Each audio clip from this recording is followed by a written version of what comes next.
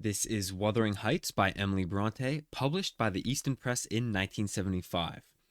The year that this was published was actually the first year that the Easton Press operated, as to my knowledge. So this is one of the oldest, if not the single oldest Easton Press book that I've ever owned, and probably one of the very first that they've ever published. So let's have a look. As you can see, this book is bound in this sort of navy blue cowhide leather, which looks pretty nice. Definitely nicer than some of the modern leathers that they use. Has a very nice even grain, feels very nice and smooth in the hands. Pretty great. And then we, of course, have the gilded embossing on the cover, which is also pretty nice. I do like this. I'm not sure what this oval is. Maybe it's supposed to be some sort of mirror. I'm not too sure, but I do like the designs in the corners. And on the spine, a very similar design. You can see the title, Wuthering Heights, the author's name, the Easton Press logo, and then a little bit of flourish with quite a lot of the fake spine ribs. I'm not sure why they added so many, but looks very nice. Nice display on the shelf. And then the back cover is the same as the front. All of the page edges are gilded, and it's pretty well done. I believe that it's 23 karat gold. I'm not sure if that's true for all books or even any of their books, but I'm pretty sure that's what it is. Now we will open up the book and have a look inside. Ignore this big dark stain here. This is from where a nameplate was peeled out, so that's just from the glue seeping into the end papers. But we do have these nice blue silk moire end papers here, and then of course a silk ribbon bookmark, as all Easton Press books have, which is a little tatty, but that's just because the book is so old. Actually 50 years. Yeah, 50 years old this year, so awesome stuff. But the book itself, here we have the B title, now the full title page with the frontispiece, which is a portrait of Emily Brontë. I gotta say, that doesn't look too great. She looks awfully pale, very sickly. Yeah, I'm not too sure why she looks so sick. The artist who drew this did not do her justice. But here we have the title page, and of course the publishing information, 1975. Very awkward at the bottom of the page there. This was obviously, if it was one of their very first editions, then they were still getting the hang of this whole publishing thing. We have an introduction here, and the font size is quite small on this book compared to most Easton Press editions. And yeah, once again, the table of contents is very awkward as well. And by the way, I can't actually open the cover the whole way. The book is resisting. I can only open it about that much. Sorry for the camera shake there. But I can only open it about that much before it really starts to resist. So we have a crease on the cover there where it's been opened, but it refuses to be opened more than about that much, so I just have to hold it because it will spring shut. So just a little flaw to keep in mind. Now the paper itself, most people think that Easton Press books used the pearly white archival quality paper the entire time that they were in business, but they did not. I don't think that they used it until maybe the mid or late 80s. So these first books that they published don't have the best quality of paper. Sure, it's nice and thick, but it is not acid free. You can see that this has definitely started to yellow. And if I take a normal piece of paper here, you can see that it has definitely yellowed a lot when I have a nice white piece of paper to compare it to. So keep that in mind if you're buying old books. They don't have the awesome quality paper, so it might get a little brittle over time. It might start to deteriorate, and it just doesn't look as nice as if the paper was, pearly white without any acid in it.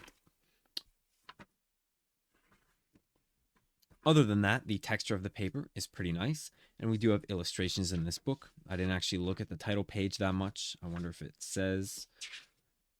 Nope, it just says Wuthering Heights, a limited edition. No information on the introduction or the illustrations. Probably says right here. All of the illustrations are original, commissioned exclusively for this edition. Interesting. So the Easton Press actually bought Heritage Press, which is another publisher that I'm not going to go too in detail on. I have maybe one or two videos of that publisher on my channel, but Easton Press purchased the Heritage Press. They completely bought them out, and they started reprinting all of their cloth-bound books in leather. But this, I guess, they made this edition themselves with the illustrations and the typesetting and all of that. And it is, not as good as most of their others, but definitely better than your average book regardless. Here's one of the chapter headers, a very awkward drop cap there. I don't like how it's outlined in this big fat square, and it looks like some very basic font, but we have a nice little chapter heading there. And yeah, very stiff pages as well. But a lot of Easton Press books are like that, and that's the trade-off you make for having this high quality paper.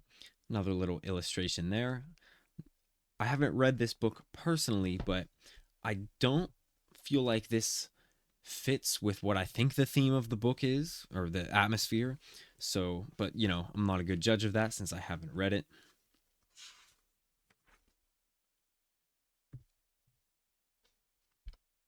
Yeah, another big, awkward, boxy drop cap there.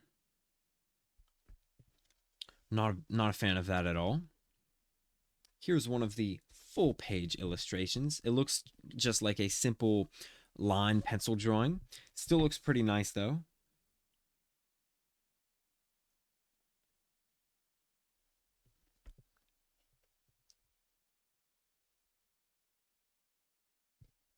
And, once again, ignore any marks to the pages. That's just from wear over time on this specific book. But the yellowing is going to happen to all editions like this, unfortunately, just because of the paper that they used. Another little, I think it's a pencil drawing. I'm not too sure, but looks, pretty decent. Nothing crazy, but not bad.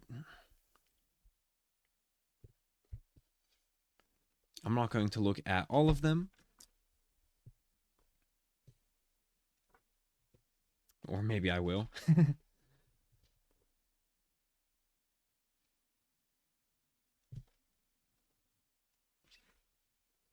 There's another one.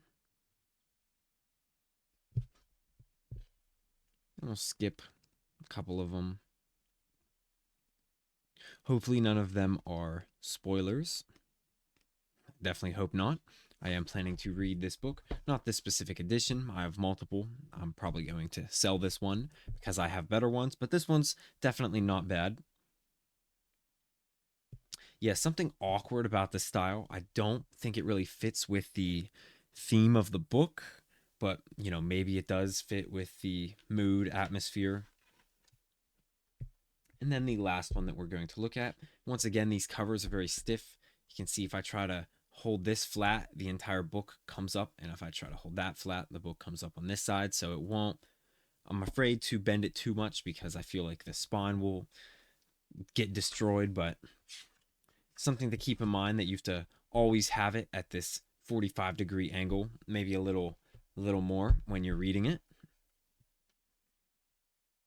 And then, of course, at the back of the book, we have the same little card from when I purchased this book to keep track of my prices. And of course, we have the same silk moire end papers at the back as we have at the front. That's all for this specific edition.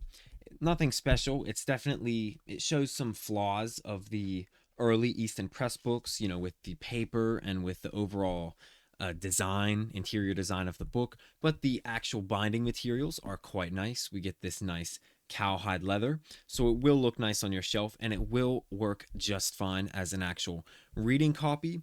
But I would definitely forego this book for some better editions, like one I have from the Franklin Library, which maybe I should make a video comparing the two.